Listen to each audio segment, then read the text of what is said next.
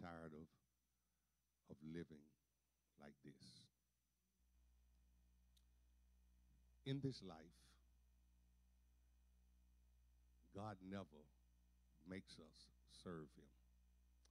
He never makes us choose him. And each one of us that say that we are Christians ought to at some point reach a time to say that I'm tired of myself. I'm tired of my situation. I want better, and I believe that God has better for me. The reality of it is for years we have messed up our own lives, but yet and still God bailed us out and he kept us. And sometimes we reach to a place where we are is not where we want to be. But unless you make a conscious decision to say that I'm tired of living like this, that I'm going to put my hands in his hands and stop trying to run my own life. Many people will continue to do the same thing and expect different results. But can I bless you real good? If it didn't work the first time, 9 times out of 10, it won't work the second time. Deacon Stanley, I'm beginning to find out the older I get, the smaller my circle gets. For I understand that everybody in my circle is not there to help me advance, but some are there to keep me in the same place. I wish I can just talk about 3 or 4 folk that you know. Certain folk in your life don't mean you no good. But if you ever make up your mind that say, I'm tired of living like this, then you'll learn how to do like the rap singer and just cut them.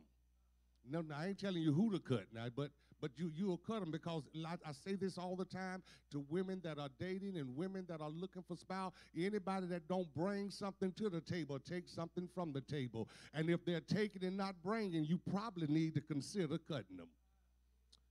I'm a firm believer in my years of going to seminary, I had the opportunity of doing missionary work, and I ran into a guy at the food kitchen where they service almost 500 people per day. I run into a guy, and if you were to see him, he was buffed, and you look at his hands, you can tell he was manicured to some degree, but he had some stuff all up on his fingers.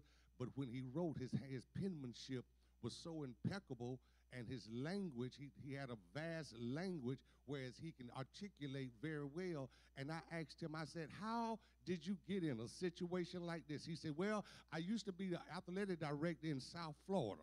He says, and somebody introduced me to marijuana, and it went from marijuana to crack, and now I'm homeless. Y'all got to catch this. He says, now I'm homeless. And I said to him, I said, Jesus loves you. Listen, y'all got to catch that, because when all hope is gone, when a person don't know what to do, sometimes it's going to be all right and enough. They need to know that somebody loves them unconditionally, in spite of their faults, in spite of their frailty, that somebody loves them. And for 18 weeks, all I would do is pray for him, and when I see him, tell him that Jesus loves him. I said, why don't you come to an AA meeting? Why don't you come to an NA meeting? And one day we were sitting in a circle, and I had my head down, and everybody would begin to introduce themselves. And when you introduce yourself at an NA or AA meeting, this is how you introduce yourself. Hey, my name is Keith, and I'm a crackhead. And everybody in the circle would say, hi, Keith. Now watch this.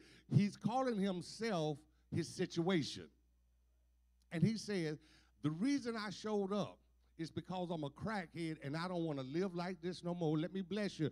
There are people that are in situations that they don't want to be in. They want to come up, they want to come out, because they believe God is not just keeping me here for no reason. God has better for me, but I have to make the decision that I'm going to trust God enough, because I can't trust myself.